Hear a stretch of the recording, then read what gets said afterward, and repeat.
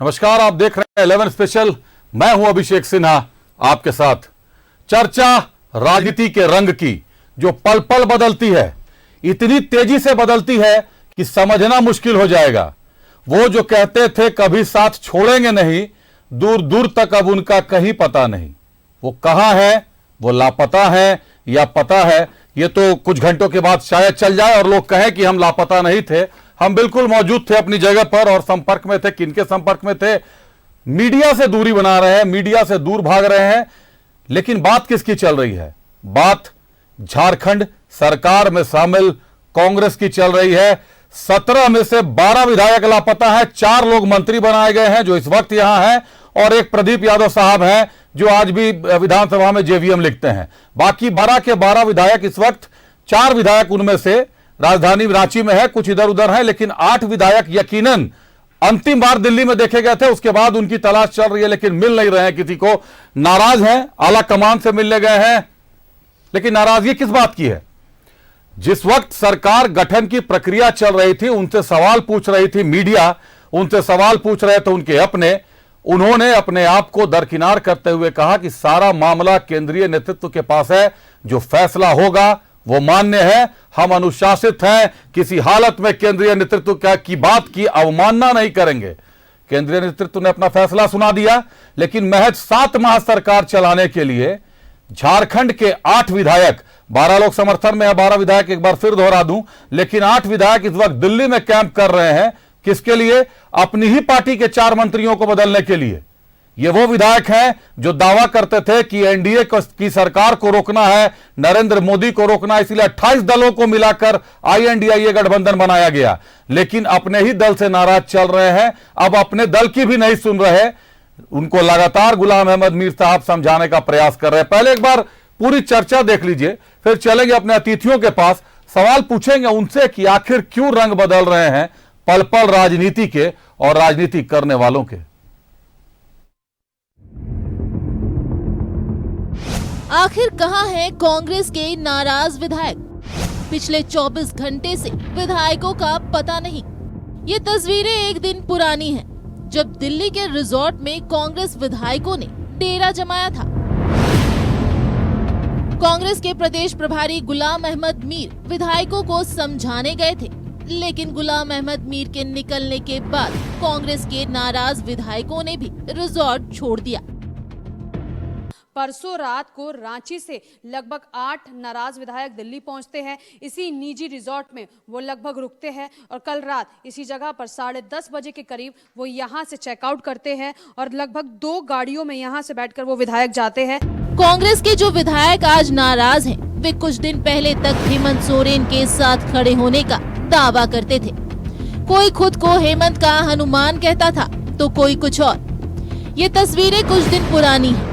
22 जनवरी को जब CM house में हेमंत सोरेन से पूछताछ होनी थी, तो इरफान अंसारी हेमंत सोरेन से लिपटकर कपक पड़े थे। लेकिन हेमंत जेल क्या गए? राज्य में सरकार क्या बदली? मंत्री पद को लेकर लुका छुपी का खेल शुरू हो गया। कांग्रेस के नाराज विधायकों में अनूप सिंह भी शामिल हैं। अब अनूप सिंह के बारे में भी जान लीजिए। अनूप सिंह कांग्रेस के कद्दावर नेता रहे हैं, राजेंद्र प्रसाद के बेटे हैं। राजेंद्र प्रसाद के निधन से सीट खाली हुई, तब अनूप सिंह विधायक बने। इनके छोटे भाई कुमार गौरव हैं, जो यूथ कांग्रेस के झारखंड अध्यक्ष रह चुके हैं। यही नहीं, फिलहाल उन्हें झारखंड युवा आयोग का अध्यक्ष बनाया गया है। वहीं कांग्रेस कोटे के मंत्रियों के खिलाफ मोर्चा खोलने वाली अंबा प्रसाद के पिता योगेंद्र साव भी कांग्रेस के विधायक थे। उनके बाद पार्टी ने अंबा प्रसाद की मां को टिकट दिया, जिसके बाद कांग्रेस की टिकट पर अंबा प्रसाद विधायक चुनी गई।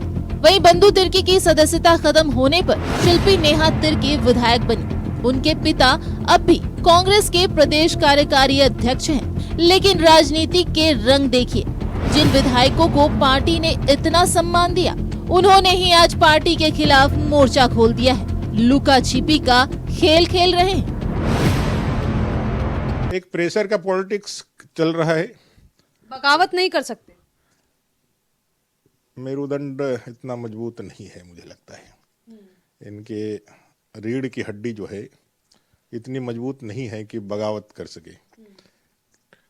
100 दिन जेल में रहने के बाद भी अकारण से आपके पार्टी के विधायक के कहने पर आप जेल गए, 100 दिन पश्चिम बंगाल के जेल में रहे। आज उन्हीं के साथ यहाँ आकर के बैठे हैं और कह रहे हैं, उस समय जिसको गालियां दे रहे थे आज कह रहे हैं कि हम लोग साथ साथ हैं। तो ये साफ दिखलाता है आप रीढ़ विहीन लोग हैं। जनता को सिर्फ बेवकूफ बनाने के लिए आप। सवाल ये है कि विधायकों के मोर्चा खोलने के समय पर भी अगर पुराने चेहरों पर इन्हें आपत्ति थी, तो जब शपथ ग्रहण के लिए राजभवन नामों की लिस्ट चली गई, तब इनकी नींद क्यों टूटी? इनके विरोध के कारण शपथ लेने राजभवन जा रहे बैद्यनाथ राम को बीच रास्ते से वापस लौटना पड़ा, यानी नाराजगी कांग्रेस में थी, लेकिन कुर्बानी बैद्यनाथ राम को देनी पड़ी। हालांकि विधायकों की नाराजगी को लेकर अब पार्टी के नेता ही प्रदेश नेतृत्व पर सवाल उठा रहे हैं। ये बातें तो हमारा इतने बात होने ही नहीं चाहिए थे। ये सारी चीज अगर ठीक ठाक होता तो ये राज्य का मामला था, राज्य का मामला है। तो प्रदेश नेतृत्व का चूक तो है ही, इसको आप इनकार नहीं कर सकते हैं। उसमें हम लोग भी हैं, उसमें हम लोग भी जिम्मेवार हैं। उसमें कोई कम जिम्मेवार है, कोई ज्यादा जिम्मेवार है। अब कांग्रेस के 8 विधायक रांची टू दिल्ली कर रहे हैं। मल्लिकार्जुन खड़गे से ये बात करना चाहते हैं, लेकिन आला कमान मिलने का वक्त तक नहीं दे रहा। न्यूज़ 11 भारत के लिए दिल्ली से भावना और रांची से राकेश के साथ ब्यूरो रिपोर्ट। तो बंधु तिर्की साहब कह रहे हैं कि हम भी जिम्मेदार हैं, कोई थोड़ा जिम्मेदार है, कोई ज्यादा जिम्मेदार है, लेकिन यह तय कौन करेगा कि जिम्मेदारी किसकी कितनी है? क्योंकि सरकार बनाने से पहले तो तमाम 2 बार 2-2 साल शक्ति प्रदर्शन किए गए, लेकिन उस वक्त पूर्व मुख्यमंत्री हेमंत सोरेन बाहर थे। हेमंत सोरेन के जेल जाते ही सारी शक्ति प्रदर्शन जो है वो सड़क पर आती दिखाई दे रही है। सदन से निकलकर विधायक सड़क पर पहुंच गए और सड़क से निकलकर इस बार दिल्ली तक पहुंच गए हैं। सबसे पहले स्वागत करते हैं अपने अतिथियों का, क्योंकि सवाल तो उनसे पूछेंगे। हमारे साथ कांग्रेस से ऋषिकेश सिंह जुड़े हैं। ऋषिकेश जी स्वागत है आपका। झामुमो से हमारे साथ अरविंदर सिंह देवल उर्फ बटर सिंह जी जुड़े हैं। बटर जी स्वागत करते हैं आपका। और भाजपा से प्रदीप सिन्हा जी जुड़े हैं। प्रदीप जी स्वागत करते हैं आपका। भाई हलचल कांग्रेस के खेमे में है, तो चर्चा की शुरुआत भी कांग्रेस से करते हैं। पहले ऋषिकेश जी से जानेंगे। ऋषिकेश जी, क्यों राजनीति पल पल रंग बदल रही है? जो कभी कंधों पर सर रखकर रो रहे थे, जो कंधों पर सर रखकर संवेदना जता रहे थे माननीय जामताड़ा विधायक इरफान अंसारी साहब, आज दिल्ली में हुक्मरानों के पसीने छुड़ा रहे हैं। क्यों? कांग्रेस के 12 विधायक मंत्रिमंडल विस्तार के दिन उनको कुछ आपत्ति थी, कुछ नाराजगी थी। उसको लेकर के प्रदेश के प्रभारी गुलाम मोहम्मद मीर साहब से उन्होंने मुलाकात की। गुलाम मोहम्मद मीर साहब केंद्रीय नेतृत्व से बात कराया और सभी विधायक गुलाम मोहम्मद मीर साहब के साथ राजभवन गए ओथ सेरेमनी में, और बोला गया कि आपको दिल्ली बुलाया जाएगा, आपकी सारी आपत्ति, सारी नाराजगी को सुनी जाएगी। कांग्रेस के जो नाराज विधायक हैं वो दिल्ली गए हैं, और दिल्ली में मेरा केंद्रीय मुख्यालय है, केंद्रीय नेतृत्व वहाँ रहता है।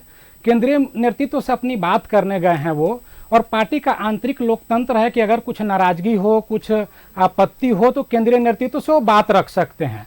इसमें भाजपा के पेट में दर्द क्यों है? भाजपा इसमें क्यों परेशान है? केंद्रीय नेतृत्व से मिलना, अपने परिवार के सीनियर सदस्यों से मिलना, क्या इसमें दिक्कत है? कांग्रेस पार्टी के सभी विधायक, किसी विधायक ने ये नहीं कहा कि मुझे सरकार से नाराजगी हो या किसी और बात की नाराजगी। वो कहे कि कुछ बात को लेकर आपत्ति है, क्षेत्र में काम को लेकर के कुछ जो वादा किए थे तो उसमें कुछ पूरा नहीं हो पाया, और साथ में कुछ मंत्रिमंडल विस्तार को लेकर के उनकी नाराजगी थी। उसको लेकर वो दिल्ली गए हैं, केंद्रीय नेतृत्व से बात करेंगे। कुछ नाराजगी थी आप बोल रहे हैं? हाँ, विधायक का बाइट भी है उसमें कि क्षेत्र को लेकर कुछ नाराजगी है, तो कुछ इसलिए मैंने कुछ शब्द का इस्तेमाल तो किया। केंद्रीय नेतृत्व के पास वो गए। ये नाराजगी चंपई सोरेन जब नेतृत्व जैसे मिला झारखंड को, और जब मंत्रिमंडल गठन की बात आई, तब क्षेत्र की याद आई 4 साल के बाद। नहीं, ये जो 4 साल तक यही चारों मंत्री क्षेत्र चला रहे थे। जब एक समय होता है, एक परिस्थिति होती है, अपनी वो 7 महीने में बदल देंगे आपके विधायक। एक समय होता है, एक परिस्थिति होता है, परिस्थिति के अनुसार उन्होंने अपनी बात रखी और केंद्रीय नेतृत्व से मिलने गए हैं। और केंद्रीय नेतृत्व अभी जो फैसला लिया है 4 मंत्री बनाने का, वो अभी पार्टी को मान्य है और भविष्य में भी अगर केंद्रीय नेतृत्व कोई और फैसला लेगा किसको तो भी मान्य है पार्टी मानेगी। ऋषिकेश जी, किसको मान्य है? जितने विधायक है चारों मंत्रियों को छोड़कर सब चले गए हैं। सारे विधायक जो गए हैं केंद्रीय नेतृत्व से बात करेंगे और जल्द ही इस समस्या का समाधान कर लिया जाएगा और केंद्रीय नेतृत्व का जो आदेश होगा भविष्य में भी वो पार्टी के विधायक को भी मान्य होगा और पार्टी को भी मान्य होगा। चलिए झामुमो का रुख करते हैं, बटर साहब से पूछते हैं। बटर साहब, ये प्रेशर पॉलिटिक्स किस पर क्रिएट की जा रही है? भाजपा के तो पेट में दर्द नहीं दिख रहा, क्योंकि भाजपा साफ कर रही है कि जिनकी रीढ़ होगी वही ना कहीं पर भी अड़ेंगे, ये लोग अड़ भी नहीं सकते। ये प्रेशर पॉलिटिक्स किस पे क्रिएट की जा रही है? सरकार झामुमो की एक लाइन अमर बावरी जी की स्टेटमेंट में मैं बोलना चाहता हूं। जी बोलें। अमर बावरी जी कहते हैं कि रीढ़ होगी। अरे रीढ़ नहीं अमर बावरी जी, आप गद्दारी किए थे, जेबीएम से जीते थे और गद्दारी करके भाजपा में चले गए थे। और बाबूलाल मरांडी जी ने उस समय क्या आरोप लगाया था कि अमर बावरी को 2 करोड़ रुपया दे करके भाजपा खरीदी थी। आप तो गद्दारी करके जेबीएम से भाजपा में चले गए थे। रीढ़ की बात कर रहे हैं। प्रदीप यादव के बारे में कुछ नहीं कहेंगे? प्रदीप यादव पर किसने आरोप लगाया कि 2 करोड़ रुपया उनको दिया गया था? लेकिन अमर बावरी पर बाबूलाल मरांडी जी ने आरोप लगाया था कि 2 करोड़ रुपया दे करके भारतीय जनता पार्टी खरीदी थी और वो गद्दारी करके भारतीय जनता पार्टी में गए थे। वो आज ज्ञान दे रहे हैं। अमर बावरी जी को ज्ञान देने से पहले अपने बारे में बताना चाहिए कि वो आरोप लगाए थे उसका क्या हुआ। चलिए बावरी साहब बताएंगे। बटर साहब, किस पर प्रेशर पॉलिटिक्स? केवल नेतृत्व बदला है ना, समय है आप लोगों के पास, 7-8 महीने का समय है बमुश्किल। नेतृत्व भी अच्छे हाथों में गया, चंपई सोरेन अच्छे मुख्यमंत्री साबित हो रहे हैं। केवल हेमंत सोरेन का चेहरा बदला है, बाकी तो एज इट इज है। बसंत सोरेन अब आ चुके हैं। फिर ये प्रेशर पॉलिटिक्स, मंत्री पद 7 महीने क्यों? देखिए अभिषेक, सबसे पहले तो धन्यवाद आपको कि आपने माना कि चंपई दा एक अच्छे मुख्यमंत्री हैं। पूरा राज्य मानता है, पूरे राज्य मानता है और मैं राज्य की जनता को इसके लिए धन्यवाद भी देता हूं। और मुझे ये नहीं समझ आ रहा है कि ये वर्ड प्रेशर पॉलिटिक्स आया कहां से, किस पे प्रेशर है? हमारी पार्टी पे तो कोई प्रेशर नहीं है जी, और ना ही अभी तक कोई ऐसा न्यूज आया है या ऐसा कोई संदेश आया है कि आपकी सरकार से हम विड्रॉ कर लेंगे या कुछ मतलब सरकार को अस्थिर कर देंगे। तो ये वर्ड प्रेशर तो मुझे लगता है कि एक हवा बनाने के लिए एक टर्म इजाद किया गया है कि सेंसेशनलाइज। मतलब आप कह रहे हैं कि ये जो विधायक, ये जितने लोग विरोध में हैं, ये जो दिल्ली गए, ये सब कुछ नहीं मिलने गए हैं केंद्र नहीं। देखिए वो, मैं फिर आपको बोल रहा हूं, मैं जेएमएम का प्रवक्ता हूं, कांग्रेस आई का प्रवक्ता नहीं हूं। हमारा एक कोalition है, इसमें हम बड़े भाई के इसमें है जी जी, छोटे भाई के घर में जो प्रॉब्लम हो रही है, जिस तरह से बातें आप लोग गठबंधन में, बट साहब मेरी एक बात सुन ले, आप लोग गठबंधन में हैं जी। कांग्रेस से ऋषिकेश कह रहे हैं कि थोड़ी सी नाराजगी थी क्षेत्र को लेकर। तो इनके घर की बात है, हो जाएगी सॉल्व। अभी घर की बात सड़क पर आ गई साहब, अब कौन सॉल्व करेगा? सड़क पे आ गई, लेकिन ऑफिशियली कहां सड़क पे आ गई? कहां मिल रहे हैं? केंद्रीय नेतृत्व तो समय नहीं दे रहे हैं, पिछले 2 दिनों से चक्कर लगा रहे हैं। अगर मीडिया को नहीं मिल रहे हैं तो इसका मतलब सड़क पे आ गए। तो बटर साहब, गुलाम अहमद मीर तो यहां भी इनके साथ थे, नहीं तो और वहां भी इनके साथ। गुलाम अहमद मीर ने कहा कि वो हमसे ट्रेसलेस है, हमसे बात नहीं हो रही है। नहीं, मैं उसकी बात नहीं कर रहा, तो मैं बात कर रहा हूं लगाया जा रहा है। किस केंद्रीय नेतृत्व की आप लोग बात कर रहे हैं? किससे मिलने की बात कर रहे हैं? वो अपने पार्टी का, कांग्रेस पार्टी का खड़गे साहब की बात करें, गांधी परिवार की बात करें, तो वो अपना, वो लोग जानते हैं कि किससे बात करनी, किससे नहीं बात करनी। हम कैसे बोल सकते हैं कि आप फलाना आदमी से बात करो जाके? चलिए ठीक, ये हम अपनी, और एक मतलब मेरी बात कंप्लीट, हाँ बात कंप्लीट कर। देखिए मैं फिर से इस बात पे जोर दे रहा हूं कि पार्टी के अंदर में लोकतांत्रिक जो सुविधा है वो रहनी चाहिए। उससे जो एसेंस है इंडिया की डेमोक्रेसी का, उसे मार देना नहीं चाहिए। और यही एसेंस के तहत इन्होंने अपनी आवाज उठाई है।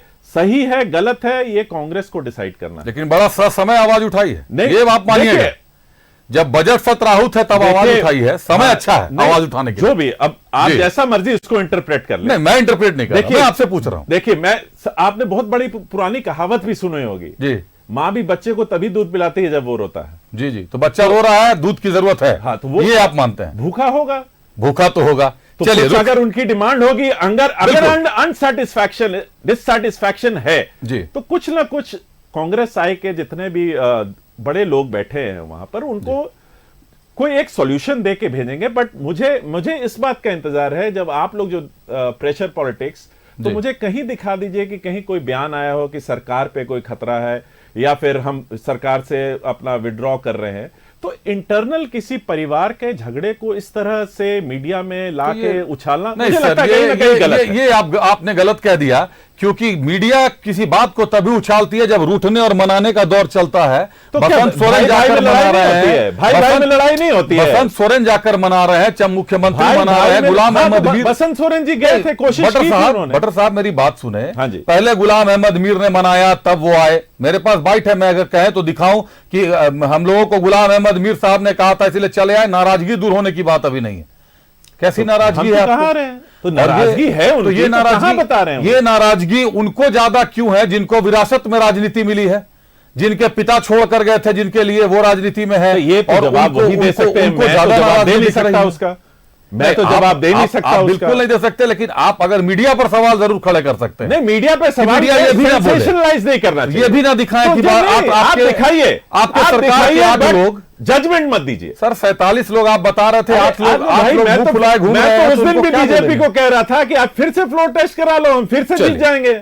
चलिए, आपने चैलेंज है, ये दावा आपने किया। रुक करते हैं एक बार, रुक करते हैं। हमारा सहयोगी विपिन हमारे साथ जुड़े हुए न्यूज रूम से। विपिन, क्या पूरा माजरा है? ये विधायक केंद्रीय नेतृत्व से मिलने गए हैं, कुछ नाराजगी यहां बता रहे हैं कांग्रेस से ऋषिकेश जी शामिल हैं, क्या नाराजगी है?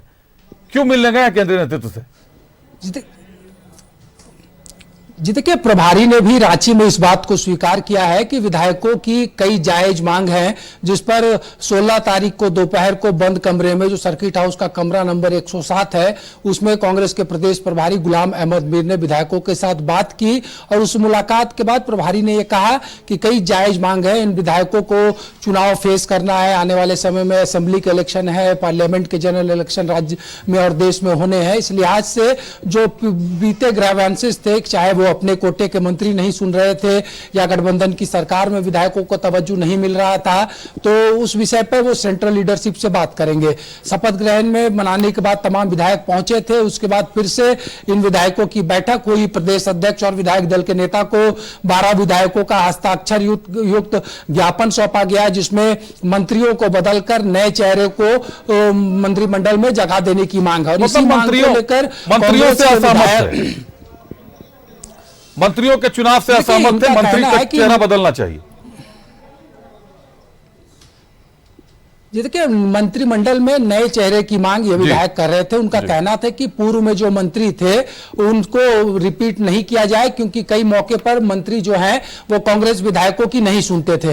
ये कोई सिर्फ विधायकों का आरोप नहीं है अभिषेक। इससे पहले 16 अगस्त 2023 को दिल्ली में राहुल गांधी के साथ जो बैठक हुई थी, उसमें भी कांग्रेस कोटे के मंत्रियों को कड़ी फटकार लगाई थी राहुल गांधी ने। और जो केंद्रीय नेतृत्व की तरफ से टास्क दिया गया था कि मंत्रियों को जन सुनवाई करनी है, वो कार्यक्रम तक बंद हो गया था, जिसके बाद केंद्रीय नेतृत्व के फटकार के बाद मंत्रियों ने जन सुनवाई के कार्यक्रम को शुरू किया था। और अभी जो परिस्थिति बनी, तो ऐसे में इन विधायकों को इस बात की उम्मीद जागी थी कि संभवतः नए मंत्रिमंडल में इनको मौका मिल सकेगा। विधायकों से चूक कहां हुई है, मैं वो बताना चाहूंगा अपने दर्शकों को कि जब 2 तारीख को चंपई सोरेन ने मुख्यमंत्री पद की शपथ ली, तो उनके साथ कांग्रेस कोटे से उनके विधायक दल के नेता आलमगीर आलम और राजद के कोटे से सत्यानंद भोक्ता ने मंत्री पद की शपथ ग्रहण की। उसके बाद ये विधायक जो आज एकजुटता की बात कर रहे हैं, ये अपने अपने पद के लिए सिंगल लॉबिंग करने के लिए कभी दिल्ली तो कभी रांची में नेताओं के संपर्क में थे। कभी उस वक्त तक इन विधायकों को यूनिटी नजर नहीं आई।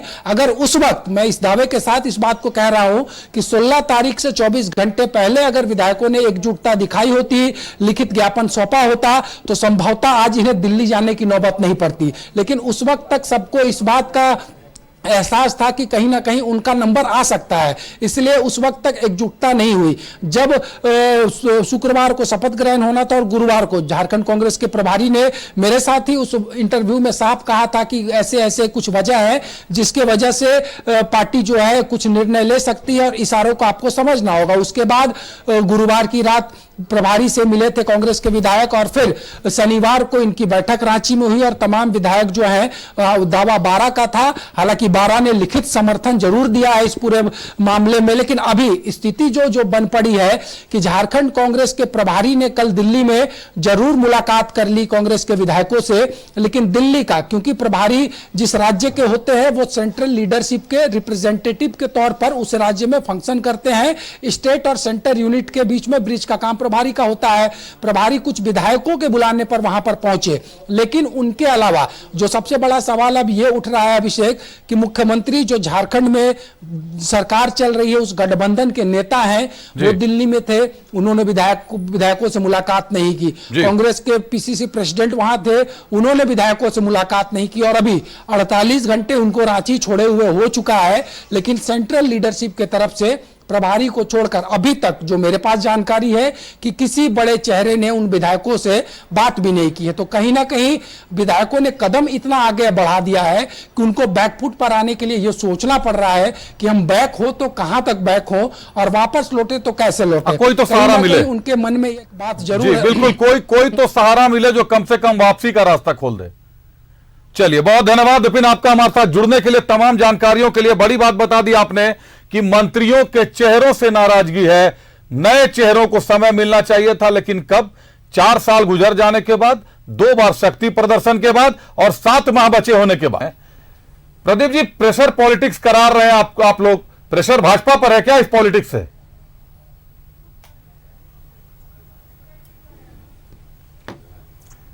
देखिए, मैं समझता हूं कि आप जो प्रश्न झारखंड मुक्ति मोर्चा के प्रवक्ता से पूछे, उन्होंने साफ डिनाई कर दिया कि कोई प्रेशर नहीं है जी।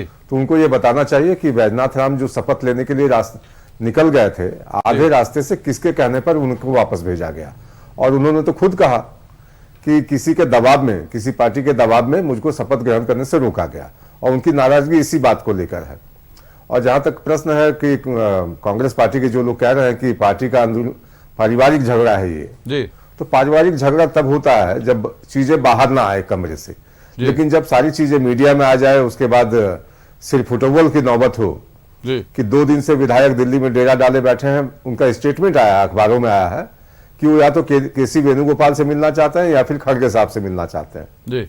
लेकिन राष्ट्रीय नेतृत्व उनको समय नहीं दे रहा है जी। तो आप समझिए कि किस तरह से राष्ट्रीय नेतृत्व इन चीजों को हल्के में ले रहा है या हैंडल किस तरह से किया जा रहा है। हालांकि झारखंड में कुछ दिनों के अंदर जो बजट सत्र शुरू होने वाला है, इससे राजनीति पर वहां की स्थिति है जी। प्रदीप जी, इससे झारखंड की राजनीति पर क्या प्रभाव पड़ने जा रहा है कि इसको प्रेशर पॉलिटिक्स का नाम दे दिया भाजपा ने?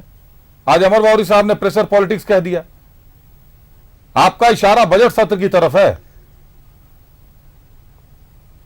देखिए, तो अब जबकि मंत्रिमंडल का विस्तार हो चुका जी, ठीक है, 12वें मंत्री का पद खाली है जी, लेकिन सबके सब जिस तरह से दबाव बना रहे हैं, कांग्रेस पार्टी के ही लोगों का बयान है, अखबारों में बयान है और चैनल्स पर भी बयान है कि जो मंत्री बनाए गए हैं उनका परफॉर्मेंस अच्छा नहीं रहा, और कार्यकर्ताओं में भी नाराजगी है, साथ साथ विधायकों की बातें सुनी नहीं जाती है, इसलिए उनको रिपीट न किया जाए, उनको हटाया जाए जी।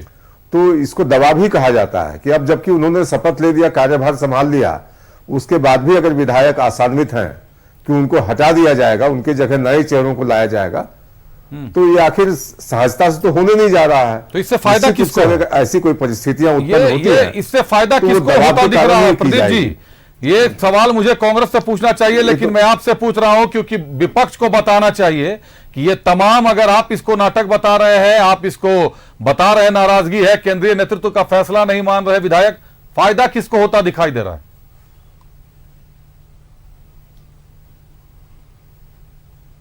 देखिए, अभी आपने जो विपिन जी की रिपोर्ट दिखाई ना, उसमें सारी चीजें विपिन जी ने स्पष्ट कर दी कि पर्दे के पीछे क्या कुछ चल रहा था।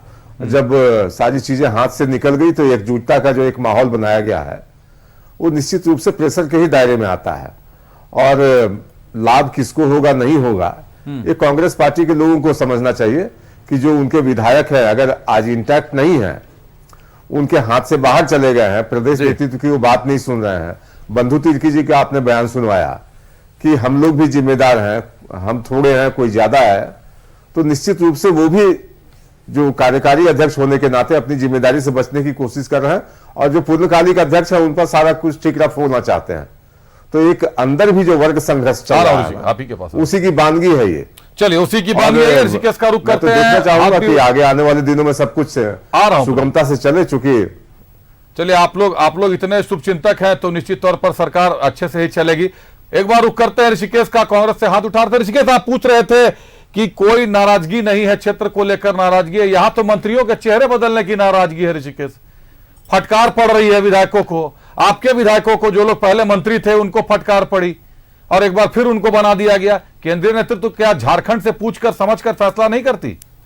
ये बात जो है कांग्रेस परिवार की बात है। कांग्रेस परिवार में आंतरिक लोकतंत्र है। जो कुछ अगर नाराजगी है, कुछ आपत्ति है, तो अपनी बात रखने का अधिकार है। भाजपा थोड़े ना खाता ना बही, जो मोदी जी बोल दे, जो शाह जी बोल दे वही सही। भारतीय जनता पार्टी के प्रवक्ता बता रहे थे कि सरकार से नाराजगी है। अभी तक 2019 में जब से सरकार आई है अभिषेक, 6 उपचुनाव हुए हैं, 6 में 5 महागठबंधन जीती, 1 आजसू जीती। तो यह दिखा रही कि सरकार का जो कामकाज था उसको लेकर जनता खुश थी और जनता ने महागठबंधन को सारे उपचुनाव में जिताने का काम किया। चाहे बेरमो हो, दुमका हो, डुमरी हो, मधुपुर हो, मांडर हो। एक उपचुनाव रामगढ़ का बहुत कम मार्जिन से आजसू जीता। भाजपा का तो यहाँ खाता भी नहीं खुला। आप ही के विधायक इरफान अंसारी कह रहे हैं कि कांग्रेस कोटे के मंत्रियों से ना तो कार्यकर्ता खुश है ना जनता खुश है। देखिए, हमारे पास वाइट है। मैं मानता हूं कि उनका अपना व्यक्तिगत विचार है, लेकिन जनता तय करती है कि सरकार से कौन खुश है और कौन खुश नहीं है। और जनता ने यह साबित कर दिया अभिषेक कि 6 में 5 उपचुनाव महागठबंधन और 1 उपचुनाव आजसू बहुत कम मार्जिन से जीती। तो जनता महागठबंधन के सरकार के कामकाज से खुश है और जनता के द्वारा ये उपचुनाव बताता है कि जनता जो है महागठबंधन के साथ है। भारतीय जनता पार्टी जब से 2019 में सरकार महागठबंधन की बनी है, हमेशा इनके नेता बयान देते हैं कि उपचुनाव के बाद सरकार गिर जाएगी, इस उपचुनाव के बाद सरकार गिर जाएगी। मैं बता देना चाहता हूं भारतीय जनता पार्टी को कि 2019 में जनता जो विश्वास की थी महागठबंधन पर, उपचुनाव में जनता जो विश्वास की है महागठबंधन पर, आने वाला 2019 में जो हम लोग जन कल्याणकारी काम कर रहे हैं, 2024 के चुनाव में भी महागठबंधन भारी मतों से, भारी बहुमत से जीतने जा रही है। तो आप कह रहे हैं कि आप ही के विधायक गलत कहते हैं? नहीं, विधायक की अपनी नाराजगी है, कुछ आपत्ति है, केंद्रीय नेतृत्व से बात कर रहे हैं और जल्द से जल्द इसको सोल्व कर लिया जाएगा। ये परिवार की बात है, इसको बहुत ज्यादा। मैं ये कह रहा हूं कि इरफान अंसारी ने खुले मंच से कहा कि कांग्रेस कोटे के मंत्रियों से, देखिए हम लोगों को भी जवाब देना पड़ता है, कांग्रेस कोटे के मंत्रियों से ना तो कार्यकर्ता खुश है ना जनता खुश है। ये खुले मन से कहा है इरफान अंसारी जी ने। ये भी कहा, अगर उनकी नहीं, आपने अभी मैंने आपको बताया और आपने कहा कि व्यक्तिगत राय है उनकी। अगर व्यक्तिगत राय है तो इरफान अंसारी जी ने ये भी बात कही थी अभिषेक कि केंद्रीय नेतृत्व से हम लोग बाहर नहीं है, केंद्रीय नेतृत्व जो भी फैसला भविष्य में लेगा उसको हम मानेंगे। आला कमान से कोई विधायक बाहर नहीं, 12 विधायक इंटैक्ट है भाजपा के अनुसार।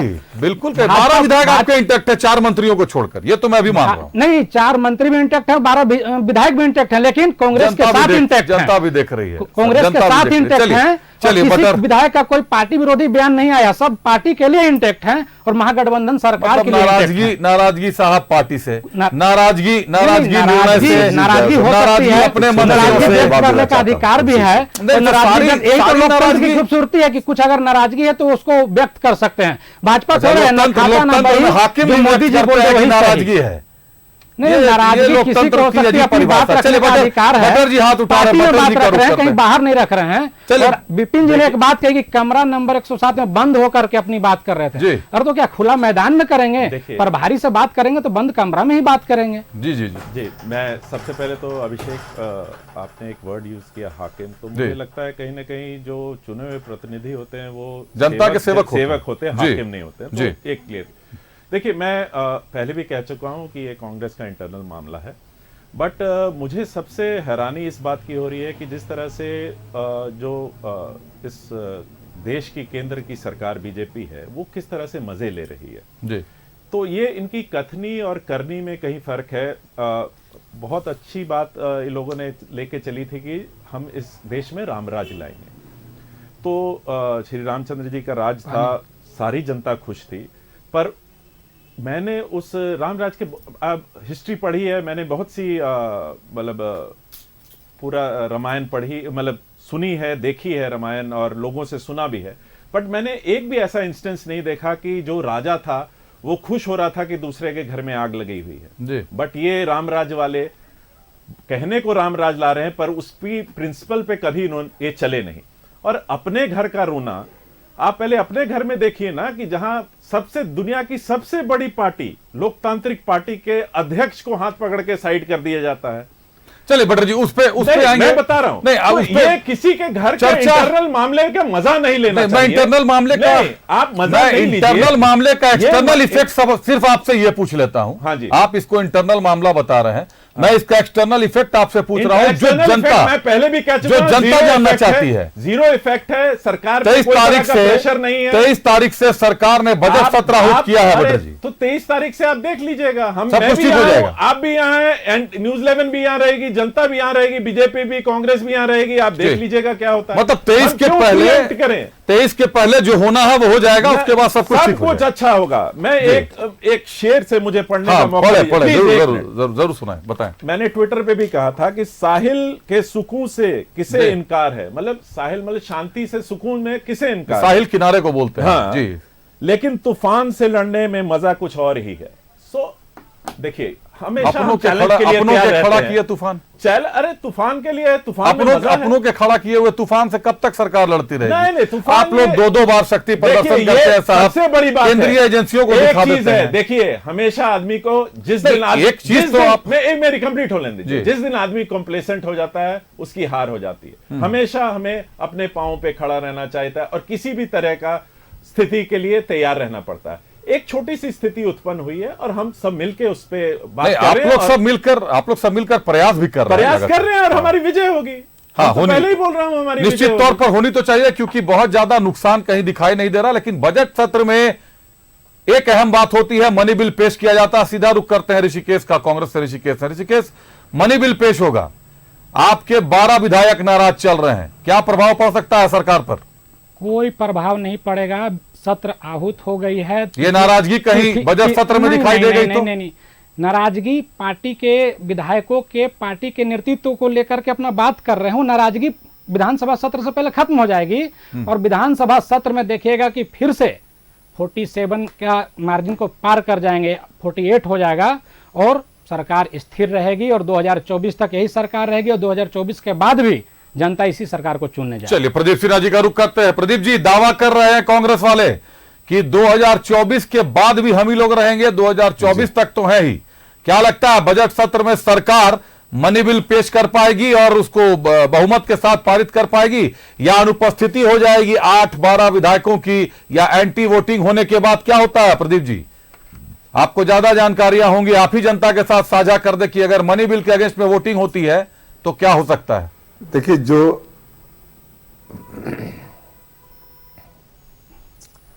दल सरकार में शामिल है वो अपने सरकार का बचाव करेंगे जी। लेकिन मैं समझता हूं कि आपने एक बहुत महत्वपूर्ण प्रश्न पूछा कि बजट सत्र में क्या होगा जी। तो कल के अखबारों में एक खबर छपी थी, आपने देखा होगा इन चीजों को, कि 50% राशि ही खर्च कर पाई है जनवरी तक। और कुछ अहम विभाग की जानकारी मैं आपको दे दूं, कृषि विभाग, पहले आप बता दें, 20% आप से पहले नीचे मेरे है। सवाल का जवाब दे दें सर। उसके अलावा उच्च शिक्षा में भी बजट सत्र में 20% से नीचे है। अगर बजट सत्र स्वास्थ्य में विधायक अनुपस्थित होते हैं, 45% से नीचे है जी। अगर बजट सत्र में विधायक अनुपस्थित होते हैं या जिसकी उम्मीद नहीं है, जी, ये होना नहीं चाहिए, एंटी वोटिंग होती है, तो नतीजे क्या निकलेंगे? जनता को बताइए, जवाब चाहती है जनता। तो संसदीय कार्य मंत्री को देखना है कि फ्लोर मैनेज कैसे हो और उनके सारे विधायक उपस्थित रहें।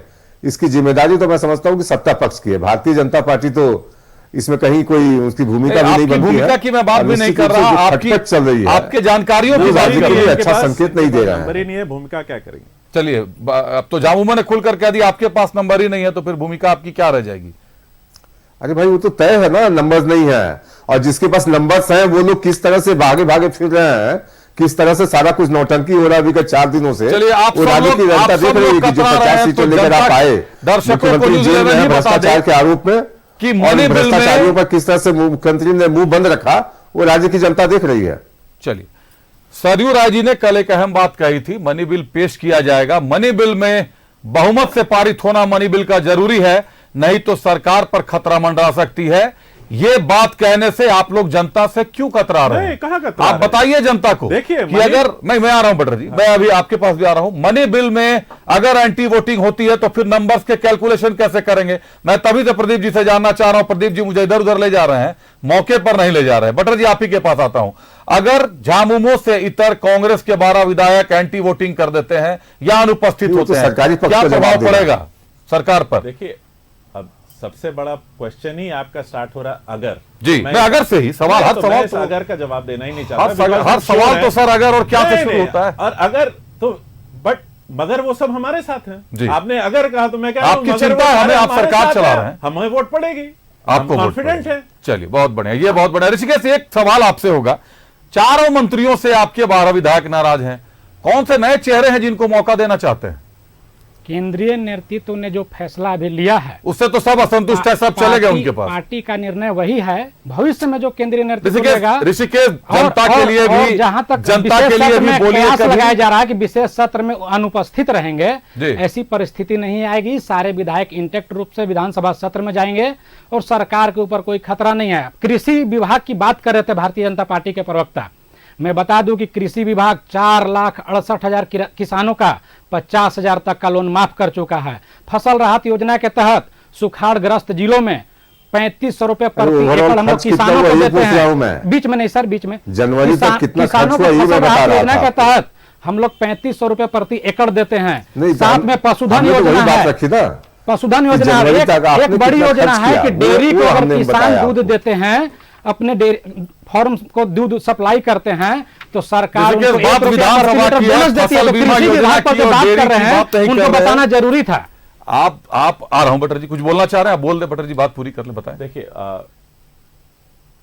क्योंकि बात हम प्रेशर, आपका जो टॉपिक था आज प्रेशर पॉलिटिक्स, और किस तरह से सरकार पे आप लोगों को एक वहम है कि एक संकट है, जो कि मैं क्लियर कर, हमें जो दिखाई दे रहा है, हमें जो अनुमान, जो जनता की चर्चा है, हमारे प्रदीप भैया ने उठाई बात की स्पेंडिंग की जी, तो ये पिक एंड चूज मत कीजिए। आप पिछले 20 साल का डाटा निकाल लीजिए कि जनवरी तक आपकी बीजेपी की सरकारों में कितने परसेंट स्पेंडिंग थी, हमारी कितने परसेंट थी। खाली आप अभी 3 साल का मत दिखाइए, हर साल का 20 साल का डेटा सामने रख लीजिए, जनता को दिखा दीजिए, जनता अपने समझेगी। इतनी बेवकूफ थोड़ी है कि वो इंटरप्रेट नहीं कर सकती है कितना परसेंट खर्चा हुआ, कितना नहीं खर्चा। लेकिन इस पूरे मामले में, खर्च और बजट के मामले में एक सवाल जो पीछे छूट गया, जो मैं ऋषिकेश से जानना चाह रहा था, वो कौन से नए चेहरे हो सकते हैं जिन पर दांव खेला जा सकता है, जिनको राजनीति विरासत में मिली? अनूप सिंह का नाम है, नेहा शिल्पी तिर्की का नाम है, इरफान साहब भी राजनीतिक बैकग्राउंड से आते हैं।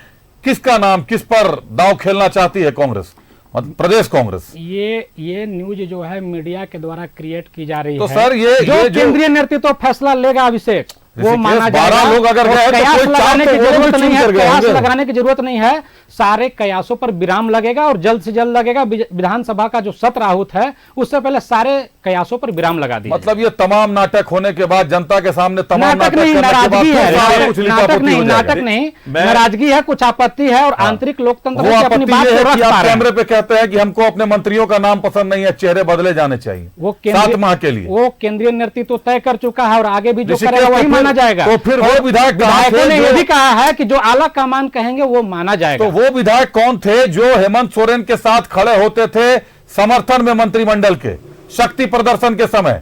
4 साल में, अभी जनवरी 2024 में भी खड़े हुए हैं मुख्यमंत्री के आवास में। काउंटिंग दिखाऊं आपको, सर्किट हाउस के भीतर की गिनती सुनाऊं कि किसकी क्या गिनती थी? जिनकी गिनती थी वो गिनती में फिल इन द ब्लैंक्स आ रहा है। फ्लोर टेस्ट में क्या हुआ?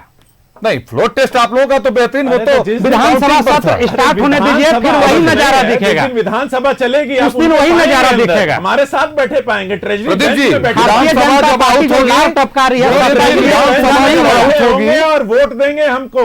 भारतीय जनता पार्टी जो लार टपका रही है कि किसी तरह नाराज होकर हमारे पास आ जाएंगे, उनके मंसूबों पर फिर से पानी फिरेगा।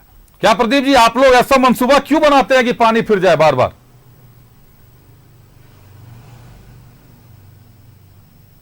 नहीं, कभी हम लोगों ने ऐसी कोई अपेक्षा ही व्यक्त नहीं की कि कांग्रेस पार्टी के विधायक हमारे पाले में आ जाए। और बिल्कुल अनर्गल आरोप है। मध्य प्रदेश में किया, जो कर्नाटक लोग में अपने किया, विधायकों पर महाराष्ट्र में नियंत्रण किया, नहीं रख पाते हैं, उनके मन में ही इस तरह की बातें आती हैं। मध्य प्रदेश, कर्नाटक, महाराष्ट्र सब में तो आप वही किए। असम के मुख्यमंत्री ने पैसे किसको दिए थे? जब इनके 3 विधायक, असम के मुख्यमंत्री ने पैसे किसको दिए थे? बटर जी जानना चाहते हैं। जी बता रहा हूँ, आपकी क्यों दोनों की दिए बातों थे? को क्या जवाब खरीदा देना। था उनसे? पेमेंट किस चीज की? जमीन की पेमेंट? ये इंतजार में, गिद्ध की नजर वाले इंतजार में रहते हैं। अभिषेक जैसे मध्य प्रदेश में गिराया, कर्नाटक में गिराया, महाराष्ट्र में गिराया, झारखंड में इनका मंसूबा फेल हो गया। चंडीगढ़ में झारखंड झारखंड साबित कर दिया, झारखंड साबित कर दिया, झारखंड जीतेगा नहीं, झारखंड झुकेगा। बेइज्जती होने से बचने के लिए समय भी तो समान अनुपात में मिलना चाहिए ना। प्रदीप जी, झारखंड झुकेगा नहीं, क्यों झुकाना चाहते हैं बार बार? झुकेगा ना, बिकेगा।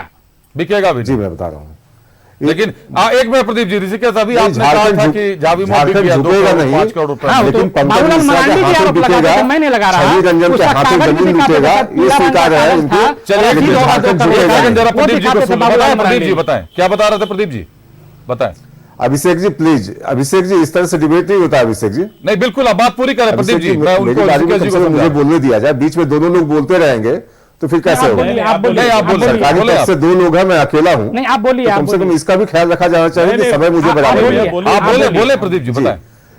ये जो 3 लोग पकड़े गए थे बंगाल में पैसे के साथ जी, ये जो 3 लोग बंगाल में पकड़े गए थे पैसे के साथ जी, इनकी गिरफ्तारी हुई, जेल में रहे वो जी। कांग्रेस पार्टी ने निलंबित भी किया, जांच की कमेटी भी बनाई, हालांकि जांच कमेटी की रिपोर्ट कभी सार्वजनिक नहीं हुई, उनका निलंबन भी वापस ले लिया गया। और उन्होंने कहा कि अब ऑपरेशन लोटस चलाया गया था, और जिस अनूप सिंह की बात कर रहे थे उन्होंने 0 FIR दर्ज की थी यहाँ जी। लेकिन जब सबूत देने की बारी आई, जो असम के मुख्यमंत्री का नाम बेवजह घसीटा जा रहा था, तो किसी ने ये नहीं कहा, जो 3 विधायक पकड़े गए थे उन लोगों ने भी नहीं स्वीकारा कि असम के मुख्यमंत्री से हमारी मुलाकात हुई या हमको पैसे मिले। तो अनर्गल आरोप लगाना, मैं समझता हूं कि कहीं ना कहीं कांग्रेस पार्टी अपने जो पाप है उनके, उसको बचाने के लिए इस तरह से दूसरों पर ये खेलना चाहते हैं। तो मैं आप सवाल है कि सरकार के बहुमत में होने का उसके संशय भी नहीं है। अभी चंडीगढ़ के 3 भैया थोड़ा चुप तो रहिए, भैया खरीदा, थोड़ा चुप तो रहिए, आप बोलने दीजिए। बटर जी आपसे कुछ सवाल पूछना चाह रहे हैं। ऋषिकेश जी, अगर इस तरह से आप मेरे बीच में बोलेंगे ना, तो फिर ऐसा नहीं है कि मैं बीच में आपके बीच में नहीं बोल सकता हूं, फिर मैं आपके बीच में बोलूंगा लगातार। और अभिषेक जी फिर अगर नहीं टोक रहे हैं उनको, तो अभिषेक जी के लिए भी परेशानी होगी। नहीं, बीच में एक सवाल था, हमारे लिए सर कोई परेशानी नहीं, हम तो आपको भी टोकेंगे, उनको भी टोकेंगे। सवाल आपने बीच में सवाल हो, जब मैं बोल लूं उसके बाद आप पूछिए ना। उन्होंने आपसे बीच में तो नहीं पूछ रहा था, आपके बीच में उन्होंने उसी में पूछ दिया कि मध्य प्रदेश, कर्नाटका, असम में क्या हुआ था, महाराष्ट्र में क्या हुआ था। जी बता रहा हूं, उसका भी जवाब दे रहा हूं, उसका भी जवाब दे रहा हूं। अपने लोग इनसे संभलते नहीं, और जब ज्योतिरादित्य सिंधिया जैसे लोग, आज कमलनाथ की चर्चा हो रही है कि वो पार्टी से नाराज है, तो क्या इसका ठिकरा हम पर फोड़ा जाएगा? आ रहा हूं बटर। राजस्थान में जब गहलोत की सरकार चल रही थी, सचिन पायलट नाराज थे, उनके मुख्यमंत्री ने कहा उनके खिलाफ राष्ट्रद्रोह का केस करवाया। तो इसके लिए भारतीय जनता पार्टी के लोग जिम्मेदार हैं क्या? अपना कुनबा संभलता नहीं इनसे, अपना घर संभलता नहीं, और कहें कि आंतरिक लोकतंत्र है हमारे परिवार में, सारी बातें सड़कों पर आ जाती है, सारी बातें अखबार में आ जाती है, उसके बाद भी इनका पारिवारिक लोकतंत्र है। चलिए प्रदीप जी, बस 1 मिनट मुझे खाली इस पे अगर कैमरामैन फोकस कर सकते हैं तो अपना कुनबा बचा के रखे। अभी फंड के पैसे से विधायक बाबा सिद्दीकी अलग हुए, तो इसके लिए कौन जिम्मेदार है? एक सवाल कि हमसे समझ नहीं रहा, हमारा परिवार का कुनबा समझ नहीं रहा, कहीं ना कहीं परिवारवादी पार्टियां इसी तरह से टूटती हैं। प्रदीप जी, एक मिनट आप जरा बटर जी को कुछ मरांडी साहब के बारे में के लिए किसी हद तक जा सकती है भाजपा, बाबूलाल मरांडी। चलिए आप पुरानी बात दोहरा रहे, लेकिन मैं प्रदीप जी बात निकली है तो दूर नहीं, हमारी बात पुरानी, लौटता हूं, वक्त एक ब्रेक का होगा, लेकिन प्रदीप जी से ये जरूर पूछूंगा, कुनबा नहीं संभल रहा है, पर उनके कुनबे को संभालने के लिए हर बार भाजपा को क्यों आगे आना पड़ता है? हर बार कुनबा ब्रेक का होगा उठा रहे, कुछ कहना चाहते हैं बटर जी, बताएं। देखिए, सबसे पहले तो मैं बताऊं कि मैं बार बार कह रहा हूं कि किसी पार्टी के इंटरनल, एक किसी फैमिली, पार्टी एक फैमिली की तरह है, तो उसके इंटरनल मामले पे किसी को ताका झाकी नहीं करनी चाहिए और कमेंट भी नहीं करना चाहिए जब तक कुछ एक्चुअली कोई ऐसी इवेंट ना हो जाए जिससे पार्टी टूटने का या फैमिली के टूटने का खतरा या फिर कोई ऐसा एक्शन हो। तो मैं अभी इनको एक बहुत ताज़ा उदाहरण आपके सामने दे रहा हूं, बीजेपी के अंदर के कलह का। सुब्रमण्यम स्वामी बहुत बड़े बीजेपी के नेता हैं, उन्होंने साफ टीवी पे आके इलेक्टरल बॉन्ड के डिसीजन के बाद कहा कि मोदी को ABCD का कुछ नहीं आता और वो उसको रिजाइन कर देना चाहिए, the language which Mister Subramanian Swamy used for Mister Modi. And और वो बोले कि मैं इसलिए बोल रहा हूं कि कल कोई ये नहीं बोले कि आप लोग पार्टी को बचाने के लिए क्या कर रहे थे, आप लोग इतने बड़े लोग, पढ़े लिखे सूझवान लोग, आपने क्यों बात नहीं उठाई। ये बहुत क्लियरली क्रिस्प कहा। तो क्या आपने कहीं सुना किसी कांग्रेस ने, JMM ने ये बात को तूल देते हुए कि देखो इनके पार्टी में अंदर झगड़ा? ये उनके पार्टी की बात है, उनके पार्टी के एक बटर जी, माननीय दो सांसद ने चीजें बात आपकी दूर उठाई। कर दूं, दो चीजें आपकी वो दूर कर उनकी दूं। इंटरनल बात है, नहीं, दो हमारी भी आपके इंटरनल बात हमें रहने दें। दो चीजें आपके मन में है, या तो मैं इसे भ्रम कह सकता हूं, या तो शायद आप खुद भ्रम की स्थिति में है। पहली बात कि जब आप एक सार्वजनिक जीवन में आप कोई राजनीतिक दल के अंग हैं तो आपका व्यक्तिगत वहां कुछ नहीं रह जाता। व्यक्तिगत ये नहीं बोल आपका रहा हूं। पारिवारिक नहीं है, व्यक्तिगत नहीं बोल रहा हूं। ये आपका पार्टी का इंटरनल है। नहीं, वो भी तब पार्टी जबकि की आप इंटरनल सरकार में डेमोक्रेसी है वो। आप सरकार में शामिल हैं और आपके इस कदम बात से पे नहीं उठा रहा हूं कि मीडिया को उठानी चाहिए, बात बताना जी, चाहिए मीडिया जनता को। सिर्फ सवाल पूछती लेकिन है। किसी को मजा नहीं लेना चाहिए किसी पार्टी के इंटरनल पॉलिटिक्स का। मैं किसी भी पार्टी के पॉलिटिक्स पर नहीं जा रहा, आपको नहीं बोल रहा हूं। लेकिन ये मैं सवाल दूसरी पार्टी को ये बोल रहा हूं। सवाल मैं तो जिनके मीडिया लिए बोल रहा हूं उनको समझ आ गया है। समझ गया आपकी बात। ये सवाल तो मीडिया पूछेगी कि आपको अगर संतुष्टि नहीं थी, आपको केंद्रीय नेतृत्व पर भरोसा नहीं था, आप ये कह रहे थे कि आपके चारों मंत्रियों से प्रदेश के कार्यकर्ता और जनता दोनों नाराज है, उसके बाद अगर केंद्रीय नेतृत्व ने उन चारों पर विश्वास जताया तो क्यों जताया, बताए ऋषिकेश, क्यों जताया केंद्रीय नेतृत्व ने उन्हीं चारों चेहरों पर विश्वास? आपने बोला कि जनता नाराज है, मैंने आपको एग्जांपल दिया कि आपके नेता लोग बोल रहे हैं, मैं नहीं बोल रहा। उपचुनाव में जवाब दे चुकी है।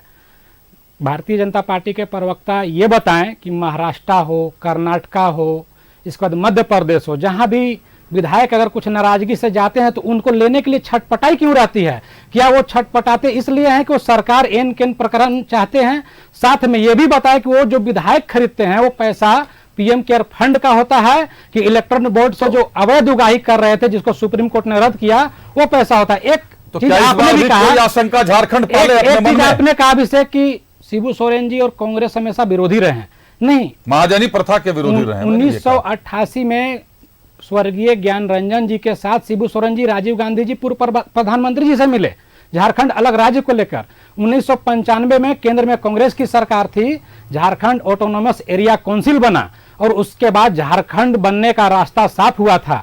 और जहां तक झारखंड के बनने समय आपने देखा होगा कि 1999 की जो सरकार थी बिहार में 11 मंत्री कांग्रेस सरकार के इस्तीफा दे दिए थे झारखंड बनाने को लिए, और उस समय शिबू सोरेन के साथ कदम से कदम मिला के चल रहे थे झारखंड बनाने के लिए। इसलिए कभी हम लोग आपस में विरोध नहीं, कुछ मुद्दा को लेकर विरोध रहता था, लेकिन ऐसा नहीं था जवाब शिबू सोरेन जी से हम लोग का मतभेद रहा है। आपको रोकने के लिए क्षमा चाहूंगा, समय कम बचा है, मूल सवाल से भटक गए हैं। एक बार आखिरी आप लोग से सवाल यही पूछना चाहूंगा, 4 सालों में 2 बार शक्ति प्रदर्शन संभवतः पिछले 24 साल के झारखंड 23 साल के झारखंड में किसी सरकार ने नहीं किया।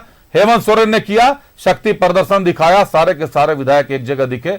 फिर ऐसा क्या हो गया कि हेमंत सोरेन के जेल जाते के साथ केवल नेतृत्व बदला, लेकिन उसी मंत्रिमंडल की शिकायत इतनी ज्यादा हो गई विधायकों को, कांग्रेस के विधायकों को, कि आज दिल्ली में फरियाद लेकर पहुंचे हुए और कोई उनकी सुन नहीं रहा है। कम शब्दों में जवाब दे, तीनों से एक ही सवाल पूछ रहा हूं। ये सिर्फ कयास लगाए जा रहे हैं। क्या आने वाले विधानसभा सत्र में देखेंगे कि सारे विधायक इंटेक्ट रूप से महागठबंधन के साथ होंगे और भारतीय जनता पार्टी को जितना लार टपकाना है टपका ले, यहाँ महागठबंधन की सरकार है और रहेगी। चलिए बटर जी, देखिए कैसे देखते हैं इस पूरे घटनाक्रम को? पूरे घटनाक्रम को मैं इस तरह देखता हूं कि देखिए अब हम लास्ट फेज में हैं अपने 5 साल के गवर्नेंस के। जी, इसीलिए ज्यादा सवाल गहरे नहीं, इसलिए मैं बोल रहा हूं। और इस लास्ट फेज में तो ऑब्वियसली अब सब जितने विधायकों को वापस पब्लिक के कोर्ट में जाना है जी। तो उन्होंने अपना आकलन किया होगा कि क्या गलत हुआ, क्या सही हुआ, क्या वादे उन्होंने किए थे जो पूरे नहीं हो सके जी। तो उसी का, जैसे अंबा जी ने कहा भी कि बहुत सारे वादे हमने जनता से किए थे जो नहीं पूरे हो सके कुछ।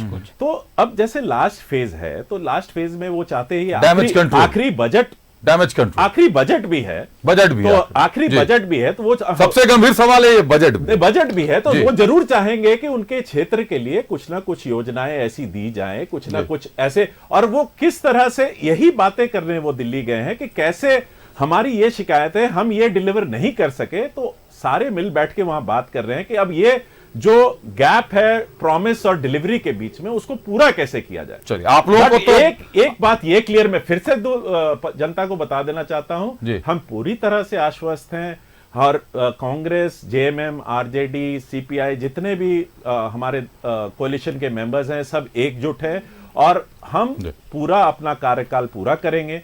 और एक सवाल दे दीजिए, हमारा ही एक सवाल का जवाब शॉर्ट में दीजिएगा। बैजनाथ राम जी आश्वस्त हो गए हैं ना?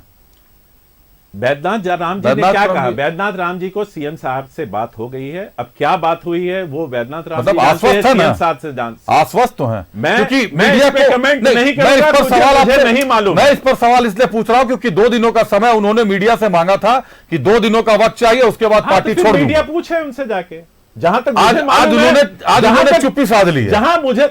जहां तक मुझे मालूम है कि सीएम साहब से उनकी बात हो गई, सीएम साहब ने स्पेशल मैसेज भिजवाया था, बात हो गई, बजट सत्र के पहले उनकी भी बात हो गई। चलिए प्रदीप जी, बैद्यनाथ जी भी चुप्पी साध चुके हैं, भाजपा में थे, भाजपा से झामुमो में गए, क्या द्वार दोबारा खुलेंगे बैद्यनाथ जी के लिए?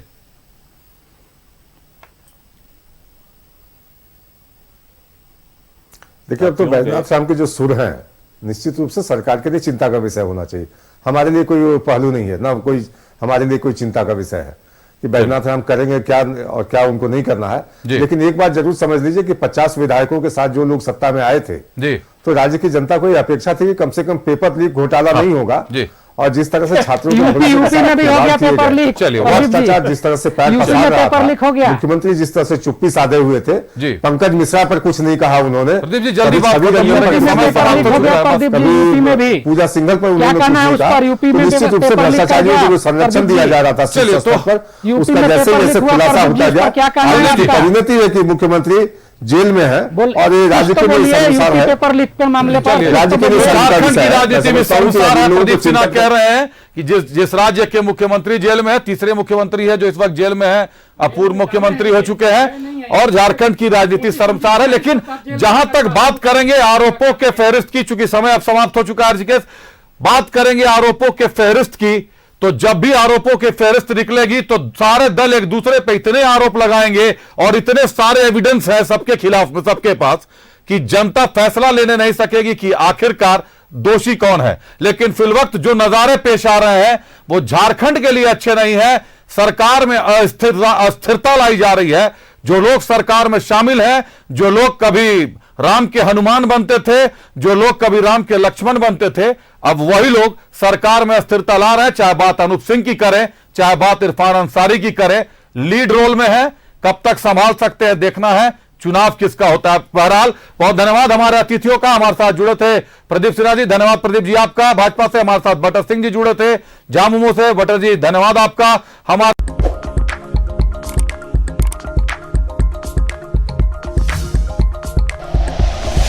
Like and share videos, subscribe करें हमारा चैनल और प्रेस करें बेल आइकॉन।